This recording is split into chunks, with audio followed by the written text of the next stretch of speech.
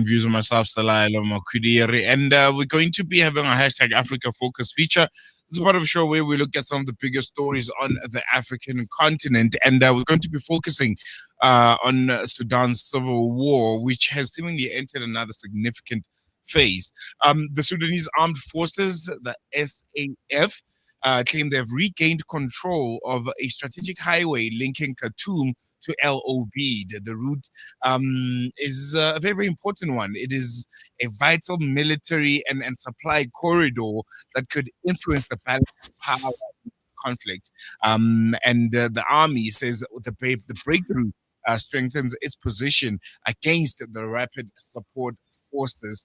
The humanitarian crisis in Sudan continues with millions and millions still displaced and civilians caused caught in the crossfire. But yeah, we're going to be unpacking this latest development. We're going to be speaking to Ramadan Ahmed Berima, who's a journalist and someone that we always, look to discuss the issues of Sudan with, and he's joining us via a virtual platform. Brother Ramadan, jazakallah so much for joining us. Always a pleasure having you on Salam Media. I really appreciate you giving the time. Wa alaikum salam, brother Salailo. I'm very well, thank you. Jazakallah khair for hosting me.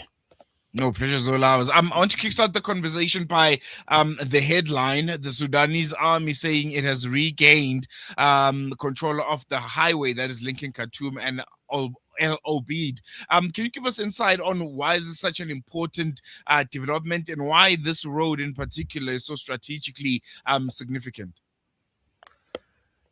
The road is very significant in the sense that it is a shortcut to Khartoum. From Al Ubaid to Khartoum, you have two options: either to go through Kosti, which is about 600 kilometers, or through Bara, which is 300 kilometers. So you can say it is 50. It cuts the way 50% shorter. This place was dominated by the RSF over the last 3 years, and it has been the supply line for RSF, and most of the equipment that RSF gained actually came through Bara, because from Bara and going to west, you can go until Darfur. Now, from Al Ubaid to Umdurman, which is the capital, the capital of Sudan is composed of three main cities: Umdurman, Khartoum, and Bahri. We normally hear about Khartoum, which is the capital, but these three cities are together, just like Pretoria and Johannesburg, and another city which is connected to them. So now, for the army having removed RSF from all these areas and liberated them, it becomes very easy for someone to travel from Al Ubaid to Durman, cutting 300 kilometers instead of 600 kilometers. Mm. Yes. Mm. From your opinion, would you say this represents a genuine turning point in the war, or is it somewhat too early to draw that conclusion? I think it is not only significant, but it is a breakthrough, a great breakthrough in the war, in the sense that RSF has almost collapsed. And if you see the frequency of the capture of the areas, it's not only Bara. Bara is a city, northwest of Al Ubaid, but there are so many other small towns that have fallen one by one, and RSF has abundant large stores of ammunition and arms. And now, at the moment, the army is chasing them back to Darfur, and it's most likely that RSF has collapsed. So it's not only just opening the road from Al Ubaid to Umdurman, but also breaking the RSF in the strict sense of the term.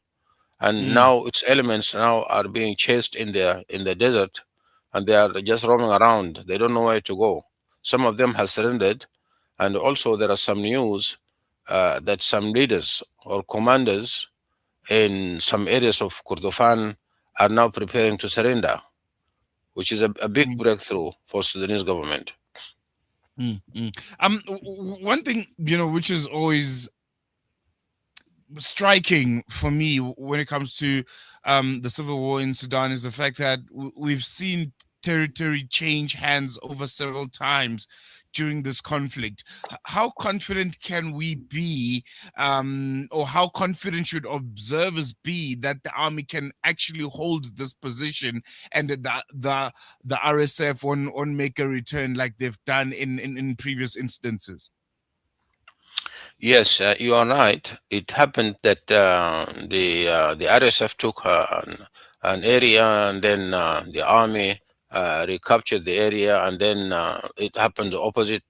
Yes, that was previously, but at the moment it is not the case because the balance of power on the ground has changed, and the major supporter of the RSF now is having its own problems, which is the United Arab Emirates.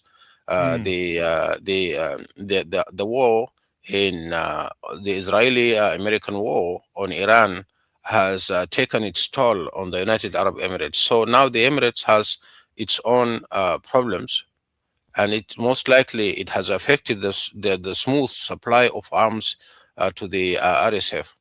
If mm, you witness or saw some of the videos, the RSF elements are making videos and posting them on social media, complaining about lack of ammunition, lack of fuel. They don't have enough fuel to operate their vehicles and so on. So it has heavily affected their operation on the field. Not only that, but even many commanders have already surrendered. Very mm, influential commanders have surrendered. And please, Brother Salelo, there is one word which actually I'm hearing over and over from journalists with regard to mm, conflict. There is no conflict in Sudan. There mhm, is war. There is war of aggression. This war, RSF is used as a functional group. RSF is not operating on its own. It is a functional group, and it is fighting a war that not even its war. It is not the war of RSF. It is the war of imperialist forces that want to take over the resources of Sudan. So what happens in Sudan is not supposed to be looked into either as conflict or a civil war or whatsoever. It's not civil war, and it is not mm. conflict, but it is a war of aggression. No, thank you so much for that. And I think the wording and phrasing of it is very, very important, similar to how we've done, with Palestine. Instead of phrasing it as a war, we named it what it was, which was a genocide. I want to come back to a point that you keep on raising, the RSF, the RSF, and just how in the last couple of months they've been weakened because of what's happening in the Middle East, and the impact that it has had on them. Just if we can hone in on that and look at just the wider consequences of that, since fighting erupted in April 2023, how has the military balance shifted between the Sudanese armed forces and the RSF, especially considering the events of the Middle East, which you keep quoting quite a bit in this conversation? Yes, the events in the Middle East have impacted a lot. What happens in Sudan, as you know, when the Israeli the Israel and America, they waged the war against Iran. They were expecting it to be in a few days, and it took a few months. And at the moment, while I'm talking to you now, even the United States itself is suffering internally. More than 70% of the Americans are against the war. And this has never happened in the history of the United States of America. Israel at the moment is trying to push the United States to continue the war, but the Americans do not want this war to continue. And as the result of that, it is most likely that Israel has lost support in the United States of America, and the repercussions on Israel are very huge. What does it mean to the region? It means mm, to the region that Iran has not been affected that much, according to analysts, because it was about regime change. Regime never changed. It was about nuclear weapons or nuclear enrichment whatsoever. This has never happened, and now it has become about Strait of Hormuz. Now, Strait of Hormuz was already open before the war started. Now, mm, the maximum ambition of the United States is to open the Strait of Hormuz, um, which indicates that Iran has got the upper hand on what is happening on the ground. Looking at what happened to the United Arab Emirates, what United Arab Emirates helped do in Sudan, the damage or the sabotage they did in Sudan, it now happened to them. Many of their infrastructure, I mean, economic infrastructure, have been hit. Military infrastructure have been hit, and definitely this has had a great impact on the countries that were supportive of what was happening in Sudan, especially the countries that have been bribed by the United Arab Emirates, mainly Ethiopia, South Sudan, Chad, and you name it, and some parts of Libya, which is Libya of Haftar. So these mm, countries now are showing disinterest in continuing supporting the RSF because they have seen what's happening to the United Arab Emirates, and the smuggling or the transporting of weapons into Sudan now has been affected, and the Sudanese army has done very good job actually on the field, having destroyed most of the arms that being transported into Sudan from Libya, from Chad, because these are the main routes mm, of armed transport. So these have been hit very terribly.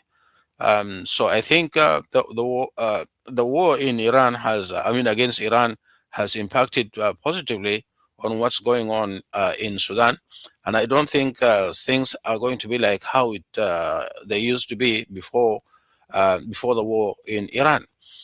Now the army is moving very fast, faster than it was before. mm, mm. Are there any other aspects that we can point to with regards to the progress that the Sudanese armed forces have made in the last couple of months outside of the war out in the Middle East? Have there been any kind of changes that have impacted this possibility? I mean, this positivity when it comes to how they've managed to contain the RSF, and maybe are there some weaknesses, some holes within the RSF that could have ultimately led to them weakening a bit? There were conversations around leadership, and then the leadership of the RSF also not being quite as stable. Could that also have impacted, their efforts in some way? Yes, of course. If we look at the position of the Sudanese army, Al Ubaid, just about 3 weeks or something like that, sometimes back, we were talking about Al Ubaid being besieged, and many of the international organizations, including your Salam Media, was talking about Al Ubaid being threatened, and it was posted a few weeks ago on this channel with regard to the siege of Al Ubaid, and how the organization, the United Nations organizations, and all the international organizations were making a big hoo-ha about what was going to happen to the civilians, similar to what had happened in Al Fashir, but that is not the case at the moment. So the army, the indications are that the army has moved. Al Bara, which is the main city, has been recaptured. Um, Many of the surrounding towns and suburbs are cleared.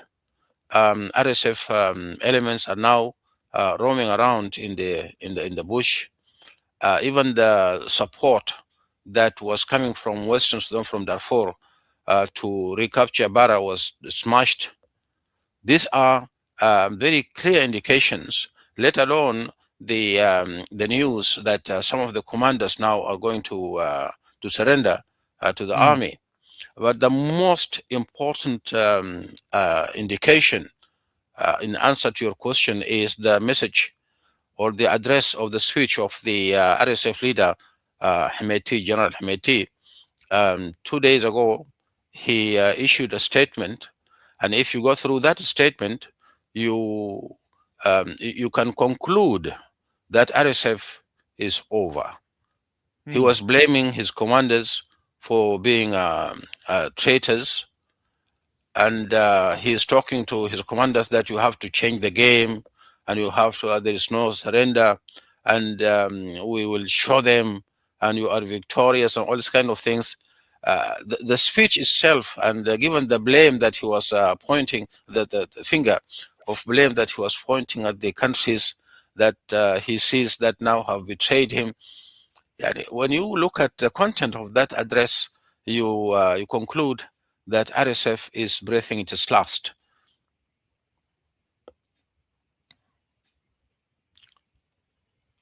Yes, Lalo, are you there?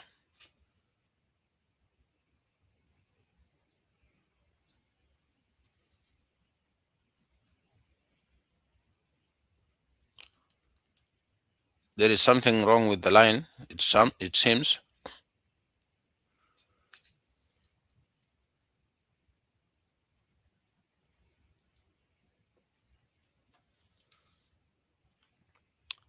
I'm not sure if it is from my side or your side.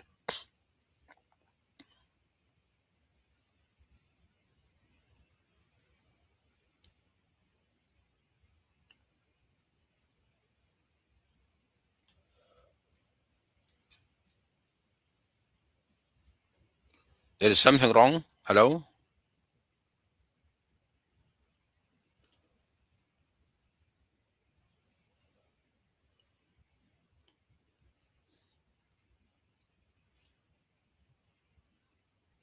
So what I'm saying is that the message of the leader of the RSF was a clear indication that RSF is gone.